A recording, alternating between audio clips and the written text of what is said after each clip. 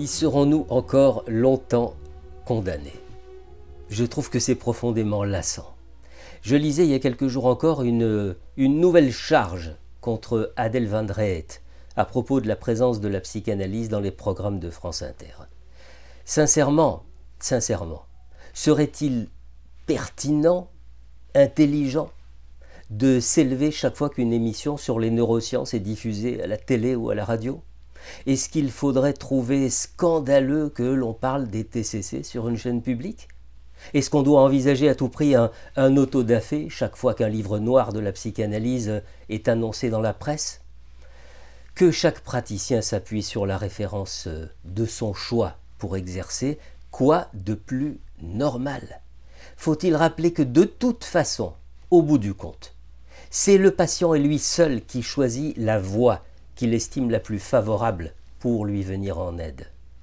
Ce que je reproche aux prises de position virulentes envers la psychanalyse, c'est qu'elles mettent en avant ce que disent et répètent les articles à sensation qui fleurissent chaque année à la même époque. Ce n'est pas de cette façon-là que l'on peut informer d'une façon éthique le public, et encore moins informer des personnes en état de fragilité qui recherchent de l'aide.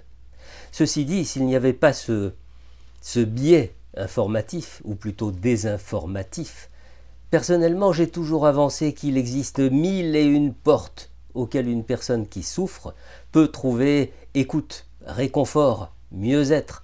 Je ne prétends certainement pas que la psychanalyse détienne la palme de la thérapie, ni d'ailleurs qu'elle représente forcément une bonne indication pour tous les patients. Et heureusement que nous vivons dans un monde où les approches thérapeutiques sont plurielles, les choses seraient sinon d'une tristesse. Alors, que cessent ces plaintes et ces revendications parce que la psychanalyse est encore vivante et bien vivante? Que cessent ces récriminations alors que le public montre bien son intérêt pour la série En thérapie ou pour les positions de Caroline Goldman? Et surtout que chacun parle de ce qu'il connaît vraiment et non pas de ce qu'il colporte parce que son besoin de reconnaissance est comme un trou sans fond.